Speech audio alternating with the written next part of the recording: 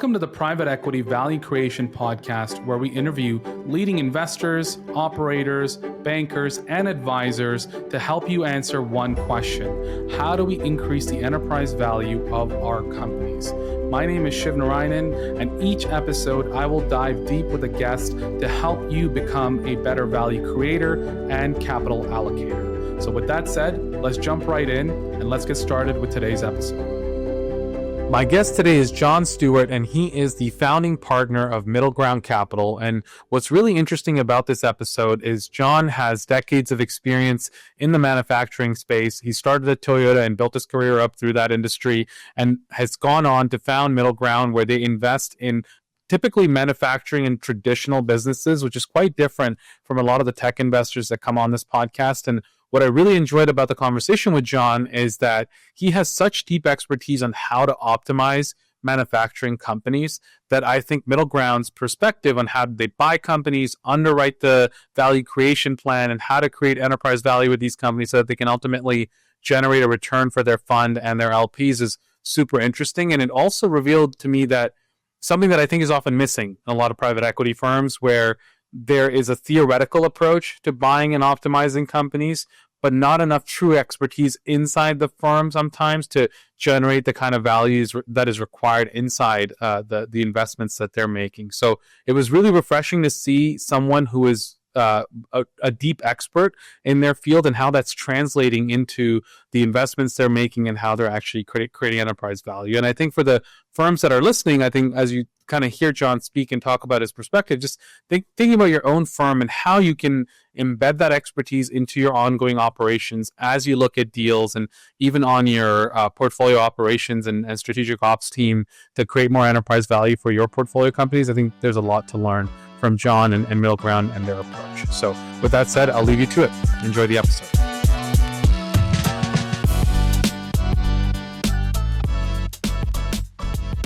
All right, John, welcome to the show. How's it going? Good. How are you? Good. Excited to have you on. So why don't we start with your background in MiddleGround Capital, and then let's go from there. All right, sounds good. So I'm John Stewart. I'm the founder and managing partner of MiddleGround. Started my career working for Toyota Motor Corporation as an hourly worker on the shop floor. And over an 18-year career, was promoted throughout the organization, got my undergraduate degree, and ended my career running their manufacturing operations in the UK, with responsibilities for some of the other manufacturing across Europe. And in 2007, I was recruited into private equity and joined a firm called Monomoy Capital. It's based in New York. Joined them in 2007 as an operating partner. And then we raised 3 funds there. And alongside the fundraises, I was promoted to head up the operations team, became a managing director, started leading deals and transactions, and became a partner in the firm there.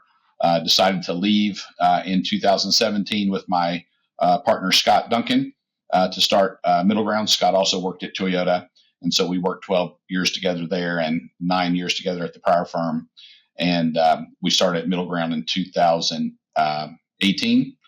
And we've now manage about $4 billion of assets. And I have offices in Lexington, Kentucky, New York, and Amsterdam. And we invest in industrial, B2B, and specialty distribution companies in the lower mid-market. Yeah, and that's really interesting. And for what it's worth, we have a ton of guests on this podcast that focus on investing in technology or tech-enabled services or business services types of companies. And you're investing in more of these traditional markets that make up a huge portion of our economy. So, and I think a lot of that comes from your background and how you kind of got into this space. So talk about just the types of companies that you're encountering. What does the quality of deal flow look like? How do you see competition in terms of other private equity firms competing for deals? And how do you end up winning deals as a firm in that part of the market? There's a lot of different firms. It's a very fragmented space. That's what I like about the lower middle market. A lot of firms start out in the lower mid market and then don't tend to concentrate there. And so we're trying to develop a strategy that allows us to concentrate on the lower end of the mid market and continue to go back, to these companies where we see a lot of opportunity. And, we differentiate ourselves in deals really through our operational approach. So myself and Scott, we both held every position that you can inside of a factory. I've actually authored a book on how to make your plants run more efficient, and we use that as one of the toolkits. And we've been doing private equity for 18 years, and specifically in lower mid-market industrials. And so there's a lot of repetitive things that we see in these companies, and we're able to drive a lot of value in these businesses. We buy healthy companies, and try to make them more profitable. And because we've been doing this for so long, we've developed a pretty good toolkit. So about 40% of the people in our firm are people like myself that know how to operate these factories and know how to operate the operations of a company. And so that's our real differentiating edge. We're looking for companies where our skill set, partners alongside of a good management team and can drive incremental value. So it's a kind of a real sweat equity model, because we're underwriting the things we can do in the transaction, and we look for them to generate 25% or more of the return in our underwriting. And so we're less dependent on debt than everybody else. We put a lot less debt on our companies, which gives us more stability. From my standpoint, you may take a little bit of more risk at entry, but we think we're taking less risk overall, because most of the companies we acquire have been around for 5 to 7 decades, and so they have long established relationships with their customers and their vendors, and are making like core products for the industrial base. So it's a very fragmented. We run upon different players from time to time. We don't really see anybody consistently, in the deals where we're looking at these transactions. We like to see all the deals from the investment banks, and we do really well in those areas. But where we really excel is when it's a limited process, and where there's some opportunity to be the first institutional capital. So if it's a family business that is second or third generation, and they're looking to monetize because the family has most of their assets tied up in that one asset, and they're looking to diversify, or whether it's an owner operator who's built a business and looking for someone to help them to scale the business. And so all of these, different opportunities. So about 60% of the time, that we're doing transactions, we're the first institutional capital. So we're doing a lot with, founders, family businesses, corporate carve-outs, divestitures, things like that are going in, non-traditional auction processes. So more limited process. Yeah, and I'm looking through your fact sheet here and the types of companies you've invested in, and there's everything from engines and metal processing to garage door components and all these other different types of companies. So what is the uniform thread that runs across, even though it's in manufacturing, I understand that, but I think when we're talking about technology, there's a lot of overlap, and it feels like a lot of these businesses would have different nuances. So how do you manage that, and how are you building a team that can actually build value, underwrite deals, and actually scale these kinds of companies that look different? Yeah, so the common thread is regional based manufacturing. So we're buying companies that are sourcing their raw materials, manufacturing the product, and selling it in the same region. So we're not buying products overseas and in low cost countries and importing them. It's a strategy based on the investment in North American manufacturing primarily. We do a little bit in Europe right now, and we're building that part of our business out over time, and we'll have a dedicated business in Europe eventually. But it's kind of nuanced from that approach. And then, we have areas where we have a lot of expertise. Like, I have a background, me and Scott, in the automotive industry. We've owned a lot of companies, and we have a strategy to make investments in mobility, in the future of the auto industry. And so even though in automotive, the content of the vehicles is changing dramatically, even though the number of vehicles isn't increasing. Mm. And, as you get electrification, which is still a huge trend, people think electrification's done or it's dead. It's not. It's come into fruition more with hybrid, technology than full electric, just because the infrastructure is not there for the full electric right now, and the battery technology is continuing to evolve. But we still like that space. Electrification, vehicle lightweighting. So whether it's an electric vehicle or internal combustion engine, get more efficiency out of the car by taking weight out of it.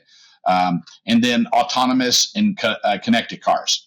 And so those, we like that space, and but we don't like to invest more than 20% of the fund in any one end market. So we can't do too many of those investments. We do have another strategy that we are investing alongside infrastructure spending in North America. So, there's massive infrastructure bill passed, in the last administration to upgrade a lot of the aged infrastructure. It takes years for that money to be spent. It was over $1 trillion. And so, less than 20% of it's been deployed to date. And so, we're investing in industrial manufacturing companies that fuel infrastructure programs. So think bridge construction, roadway construction, wastewater construction, the power grid, strengthening the power grid. So those are areas that we're, have done some investments and have done really well. And then we have Industry 4.0 or advanced manufacturing. So, there's a lot of new technology like 3D printing and, additive manufacturing that is emerging. These are smaller businesses, a little bit more nuanced.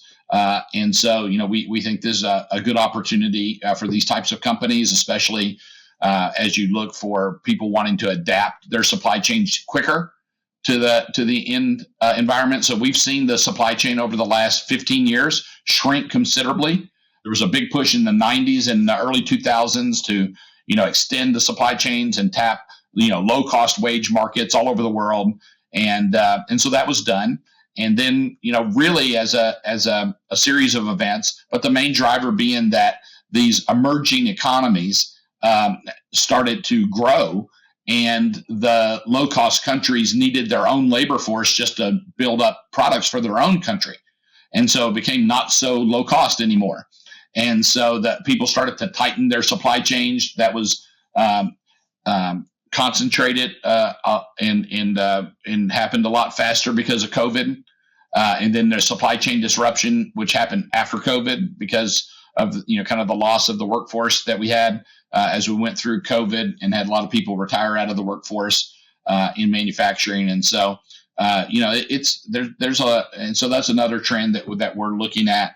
But we also are just general industrial investors. So, it doesn't have to line up with one of those themes for us to be interested. We like to partner with really good management teams.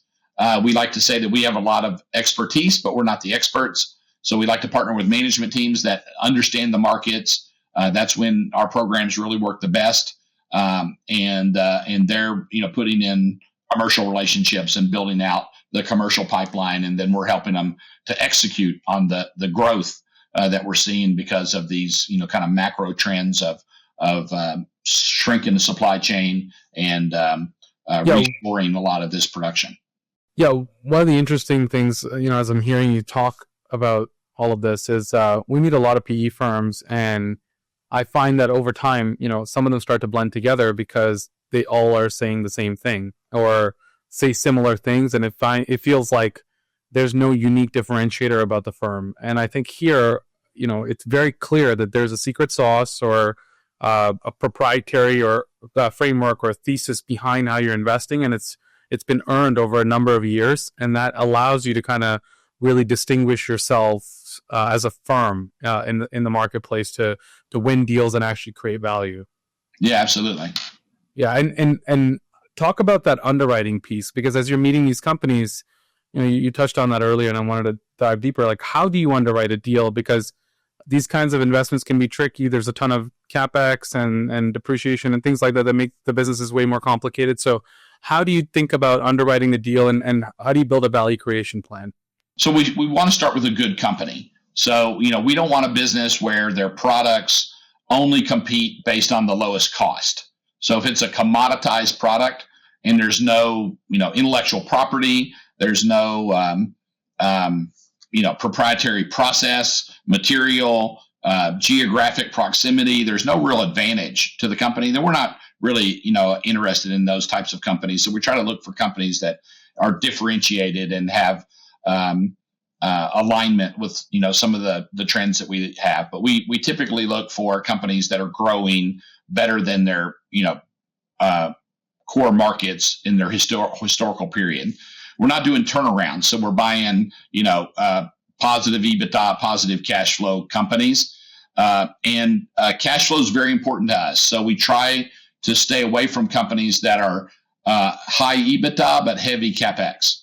So when you look at their cash flow adjusted for CapEx, there's not a lot of cash flow, and we're very good at managing these companies. Our team gets involved, and it's built up from operating professionals and transaction professionals at the time that we attend the management presentation.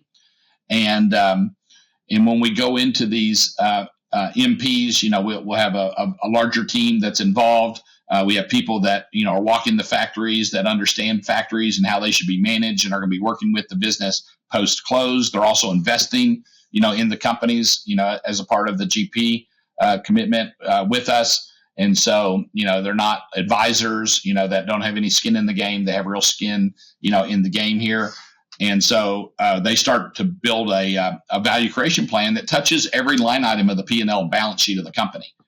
And although there's some common things that we see, with all the businesses, every VCP, we call it value creation plan, is very unique to the individual company. And some common things that we see: working capital management. A lot of these companies just don't maximize working capital management. They don't competitively bid out their supply base, and they don't understand, their value in the supply chain, and so they're not able to extract the most value, whether it's pricing or terms from their suppliers. Can you expand on that, just to bring it to life a little bit for the audience? Yeah. So when you look on a global basis, there's only 30 mills that you can buy steel from all over the world. Not that many. And, they of course, they have many different sites, but the companies are not so many. And, most of them are global. There are, a few regional firms, but we go in and look at a company and they're buying $100 million worth of steel. And, that it's a family business. They've grown. They think they're buying a lot of steel. Well, we buy $1.6 billion worth of metal across our portfolio. We own over 220 factories around the world today. So, we know for all 30 of those vendors, like what the terms are that you can negotiate with them, what the pricing is on the metal, what the terms are, for the pricing, whether it's, indexed or, just how all of that's managed. We know the customers as well, because we do a lot of B2B. So we're buying from a lot of the vendors, we're selling to a lot of the same customers. And so we get to know who are the easy people to work with, who are the difficult people. And, when we go in and look at a company like that, and, they're buying metal for X and we're buying it for X minus 10. And when they have terms of Y and we have Y plus 35 days, there's no risk in executing it. We know we can execute it. We've executed it all across our portfolio. We have really good strategic relationships with these companies. And, we're able to do it in a way that it creates value for the supplier as well. So you go in, and out of these 30 vendors, maybe they're using 10 of them. And, but maybe they should be using 3. And so you can go to the 3 and offer them more purchasing. We'll buy more metal from you, but we need these terms that we have across the portfolio. And so we're able to get those better terms, and we're able to give them more business and extract value for that, because it generates, free cash flow for the company. Yeah, and that's like meaningful, because every percentage point there translates to working capital, gross margins onto the bottom line very quickly at the volumes that you're talking about here. Yeah, it's almost exponential, because when you look at smaller businesses, the biggest barrier to growing a small business is working capital. Yeah. The amount of working capital you have to invest in. And so when you can change that dynamic, it's often not the case that, entrepreneur, his business is limited based on customers. It's based on his ability to invest in inventory and work in process and new equipment and machinery to scale the business. They just have to prioritize those dollars. And especially if it's been a family business, they're very conservative. They tend to not use a lot of debt, in the companies. And so you have to be cautious about putting debt on these businesses. A lot of private equity firms will build their LBO model, and they try to put as little equity as they can in the deal.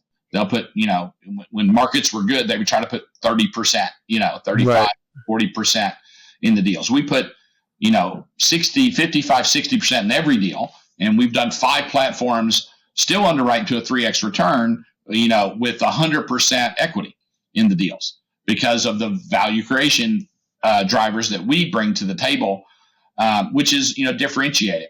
And so, when you look at like a traditional firm that's, going to try to maximize leverage, well, you're buying these companies based on pro forma adjusted EBITDA. These companies are almost, all cyclical in nature. There's some cycle to them, whether it's based on their raw material pricing or whether it's, based on their customer base or the market that they're in. And so you got to understand where the company is in its cycle. Is it expanding or contracting? So you have to understand that. You have to understand the company's real ability to generate free cash flow. Pro forma adjusted EBITDA generates no cash flow, right? So raw EBITDA generates cash flow. Pro forma adjustments generate nothing. So, in the world that we operate in, you have to buy based on pro forma adjusted numbers. Everybody does a quality of earnings and bidding off these numbers, but the ability to convert that pro forma adjusted to real EBITDA and not just keep anniversarying pro forma adjustments is like really important because you got to generate real cash flow. So a lot of times we'll even, if it's a company that we like and historically there's a lot of adjustments in the company, we may still buy it, but we'll put little or no debt on the business until we execute our value creation plan and have the company generating the free cash flow on a consistent basis. And then we'll size the credit facility based on the cash flow of the company. Mm-hmm. So it's just a nuanced approach at how we kind of think about it. It's a little bit more conservative. In our underwriting, we're deliberately trying to underwrite so that we don't have any zeros on our balance sheet, which is different than most firms. Yeah, I think in these kinds of companies, especially exposure to debt, the risk is not just the debt carrying cost, but also that you're putting the core business at risk because the assets on the balance sheet are the things that are generating the revenue that can easily be taken back by the debt provider if you don't meet your covenants. Yeah, exactly. And so that's why we try to be, we're typically a turn to a turn and a half less than the market. And it can vary wildly depending on the situation that we're in. And because we look at it that way, it's given us the ability to consistently deploy capital. So we've consistently put about $800 million of capital to work per year. And even through COVID and even through some of these, periods that we've seen recently, we've also returned a lot of capital. We've returned over, almost $800 million of capital, so far.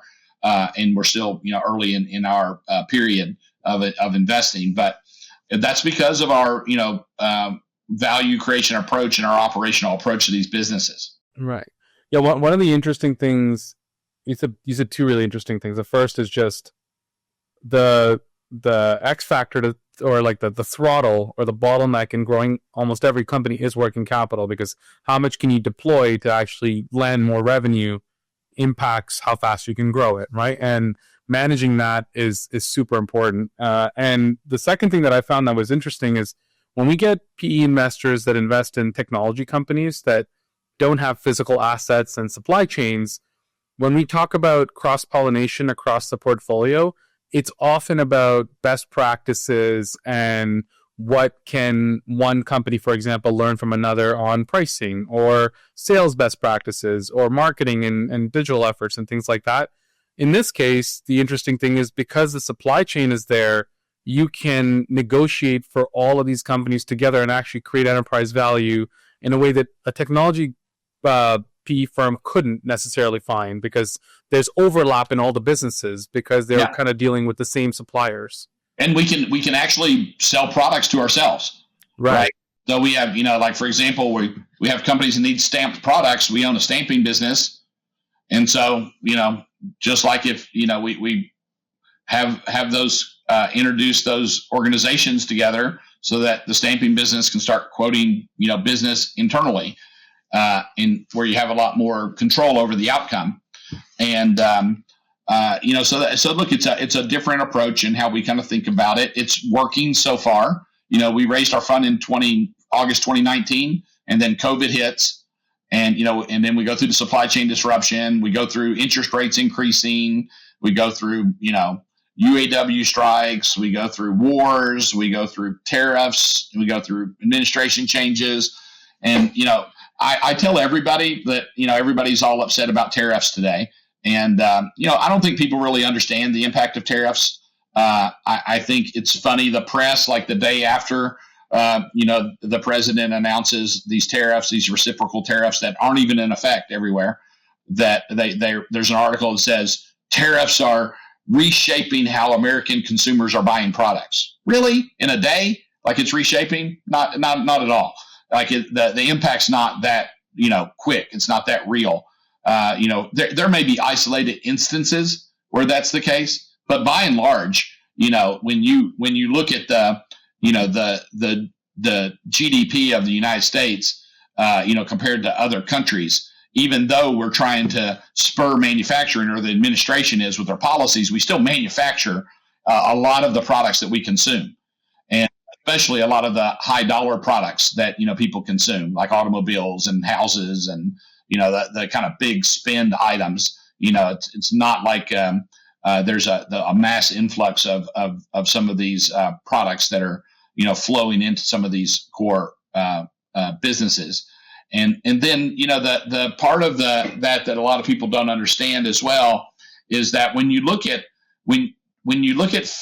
tariffs on foreign governments, you also have to consider the exchange rate of the currencies. So when the first Trump administration was in, and he put the 25% tariff on China, the Biden administration never reversed that 25% tariff. Okay, so it was a bipartisan tariff on China, the original kind of 25% that was put in place. Well, what did China do? Like, what was their response? Well, China devalued the yuan 20% immediately. The impact was almost nothing because they devalued their currency. And so there was no impact. Like, you could still buy, products from China just as efficient because your dollar went further into those economies. When you look at Canada just this year, the exchange rate from Canada there's been more volatility in exchange rate between Canada and US dollars than the tariffs will ever cause between the two countries. And so how are you factoring that into your investments and as you're looking at these companies, or does it not matter because a lot of these firms are these regional manufacturers and suppliers? Look, it always matters because anytime there's uncertainty in the market, that creates volatility.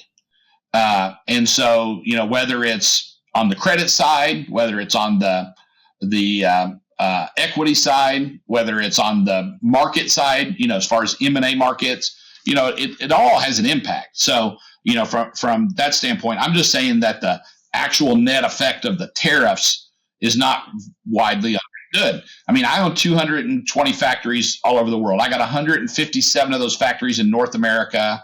I've got another 40, factories or 35 factories in Europe, and then the rest all over the world. And we just did the analysis, and we looked at, we're purchasing, over $2.5 billion of raw material, from everywhere, all over, again, we have companies everywhere. The estimated impact of the tariffs is less than 3%. On purchasing.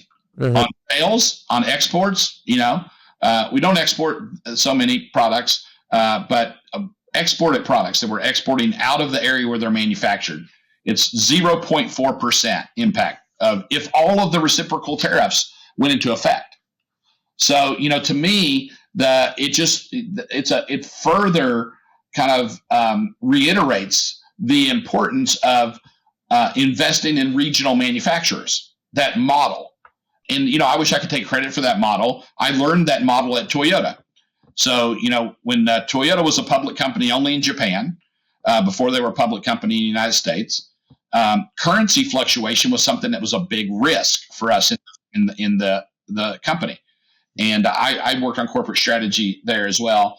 And so we would always internally kind of look at the company, irregardless of what the actual yen to dollar ratio was, on 120 yen to the dollar ratio. That's how we just kind of always kind of looked at how we managed the business. Now, of course, the company would take, have a huge volatility because of the change in exchange rate, going up to 300 yen to the dollar and down to 90 yen to the dollar. And so Toyota started, as they're expanding globally, over the last 30 years, they started focusing on building their vehicles in the region where they're being sold. And so before, when it was just a Japanese-based business, they only could manufacture the amount of cars that their manufacturing capacity in Japan had, which is, takes up a lot of capacity just to fill Japan. And so they would export those vehicles, all over the world, and components and products. And they knew in order to be able to grow the way they wanted to, is they needed to manufacture the products in the region closer to the customer. They needed that to expand the production capacity of vehicles just to make more cars. But then they were supplying a lot of the products from Japan. About 80% of the content of the car was coming from Japan, being assembled in these foreign locations. Well, they started to have this currency fluctuation issues. We're really exposing them with all the raw materials and major components like engines come in from Japan. And so they started this regional manufacturing model where they started sourcing and building out supply bases in these regions so that they could buy zero from Japan. And in a regional facility without having that risk. So I guess my question coming back to the value creation side would be, how much, as you're looking at these companies, how much of the value creation plan is optimizing for these kinds of costs and risks on the, I'd say risks on the cost side, where there's maybe like a standard cost base, but then there's like flex of based on exchange rates or supply chain costs, there's a ton of value creation opportunity. And how much of your focus is on acquisition and optimizing for growth and things like that? So we don't underwrite acquisitions as a part of our underwriting. So, we're looking at the base business, and then the VCP drives anywhere from 25 to 75% of our return in the investment. The more it drives of the return, the more I want to buy the company, almost indifferent of price at some point, right? Because there's so much that we can do, which protects the downside in these companies. So if they are going through a contraction, the stuff that we can implement can actually cushion that contraction for the company, and lessen it. In some cases, we shrink the top line of the business. We bought a company from Sun Capital Partners, really good private equity firm, and they made more than 3 times on it. A company called Aero Trueline that makes products for garage door installations. So everything you need to install a garage door except for the motor and the door itself. So all the brackets, the track, the rollers, all of those fasteners, everything. We put it together, we kit it, we sell it to the guy that's installing the garage door. And, we actually shrunk the business and doubled EBITDA by helping the company, focus on price elasticity of demand, looking at their customers and their markets and where they had more pricing power and where there was more opportunity, looking at the supply chain and, managing the supply chain better so that you had higher free cash flow yield. And And then, of course, making the factory more efficient when we do that all the time. So there's like there's different nuances in all of these areas, but there's always at least 25% of the return. I would say on average is probably 45% of our underwriting. Now, there is growth because we're buying companies that have grown, cash flows generating return, and we are using leverage. So, we have all those traditional models, but we have the extra one, which is the value creation plan. Explain that to me. Like, if let's say whatever the value created is 100%, you're saying 25 to 75%. So let's say on average 50% is from the cost-based side or optimizing existing operations in the base. Yeah, cost and cash. Cost and cash. And is that the other 50%? Like what is the rest of the So it's growth, right? These companies are growing and they're growing better than they're growing better than the industry, average is, over their life cycle. We are also the cash flow generation from operations, that generates a return. The leverage, we're still, 40% debt, on these are, 45% debt. So we're using debt as a tool, but we're not beholden to it. So in a lot of private equity firms, when they couldn't get 65% leverage, in the deal and it blew up their model, we have this other operating lever. And so we really rely on it. It's real sweat equity if you think about it, because we're underwriting things that we're going to execute.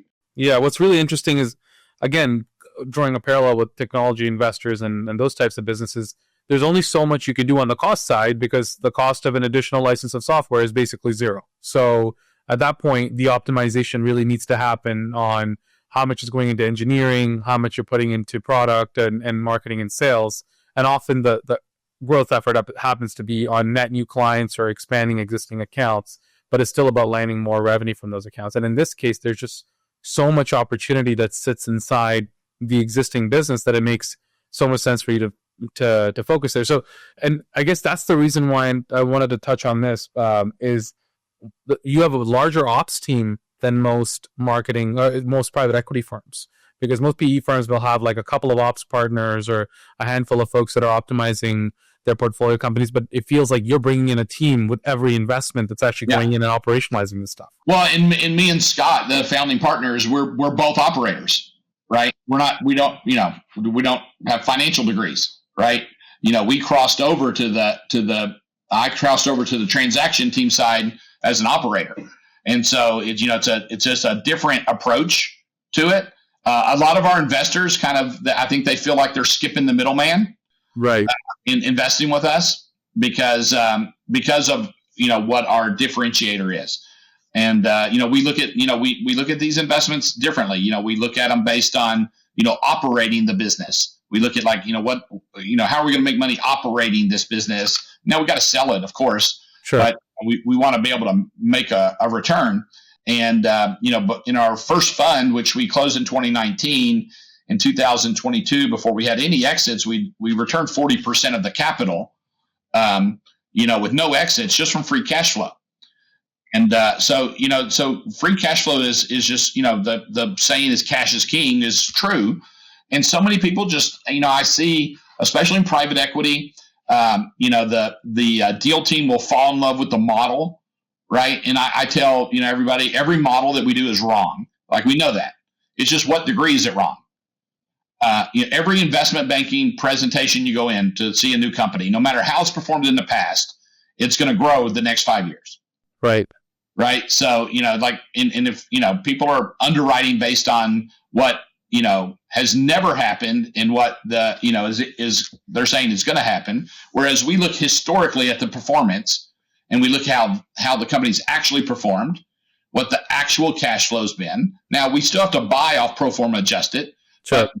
But if 70% of the EBITDA is pro forma adjusted when we're buying it, or the company's generating, 25, 30% or less free cash flow to EBITDA yield, you got to be really cautious in those circumstances, because if you put any leverage on the business, then there's nothing left, in that situation. So, and that's where we come to the table, because we do a really good job on the working capital side, and we can improve the working capital management. There's been cases where we've actually flipped the working capital cycle, made it where it was like cash flow negative. So we actually generated working capital as we grew the business. We had better terms with our vendors than our customers had with us, which is not typically the case in a lot of companies. And so, we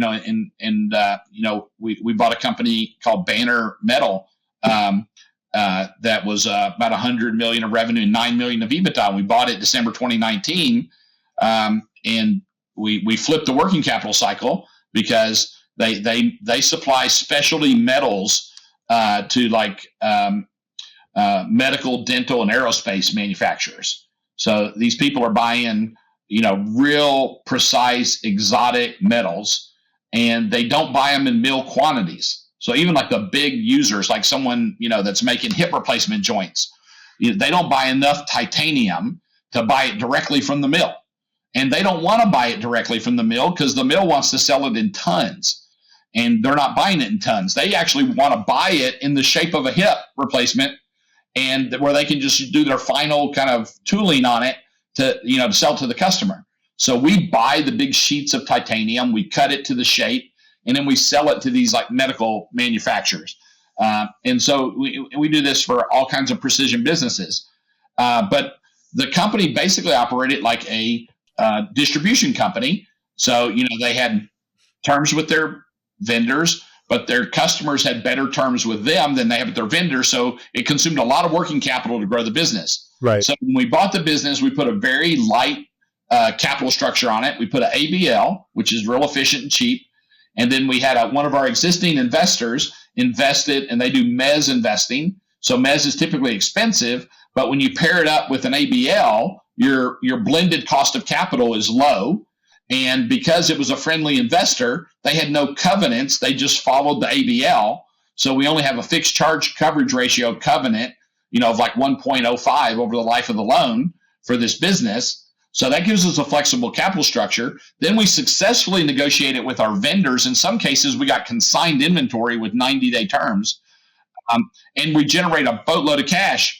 You flash forward that investment to September of 2022, it's doing $350 million of revenue and $65 million of EBITDA. Yeah, I mean, that's insane. And that's a great story to share. And I think it actually really brings home a lot of the things that you touched on today is this operationalizing and optimizing on the operations of these companies is where the value is. And I think the fact that you guys have so much expertise is how you're able to do it. And I wish we had more time to talk about this because we're coming up on time. But before we close off, John, what's the best way if people are listening and they have a company that could be a potential fit for you guys or do you want to connect? What's the best way to reach you? You can reach out on LinkedIn. I have a pretty good social media presence there. We do a lot of activity. You can reach out to me or MiddleGround. You can also, come to our website, MiddleGround.com. Our contact information is there. You can reach out to me or any one of my partners, anybody on our team if you have something that's of interest. We also share a lot of our playbook with people. We don't really view it as like proprietary. So we share a lot of the things that we do with others. So if there's something I talked about that's interesting and you'd like to get more information. And we also have our own podcast called Executive Sessions that we do, where we talk about just industrial manufacturing. It's not really about private equity, but it's just about, what it's like to operate in industrial manufacturing. Awesome. We will be sure to share all of that in the show notes and the links. And John, with that said, thanks for coming on and sharing your expertise. It was quite refreshing to hear from a true expert that's found a way to generate alpha in their space. So appreciate you coming on and sharing your wisdom. Absolutely. Thanks for having me. Thanks for listening to today's episode. Before you take off, just a few requests from our side. Number one, if you haven't done so already, please subscribe to the podcast on iTunes or Spotify or YouTube or wherever you go to listen to your podcasts. Number two, if you are in the market for due diligence services, strategy consulting, or fractional CMO services, please get in touch with us at www.howtosas.com. And third, please buy a copy of my new book, Exit Ready Marketing. It covers a ton of concepts that we take our customers through, private equity investors, B2B companies, CEOs, operating partners, and marketers. And there's a ton of great value in there that expands on my previous book, Post-Acquisition Marketing, as well. So with that said, I hope you enjoyed today's content, and we'll see you on the next episode.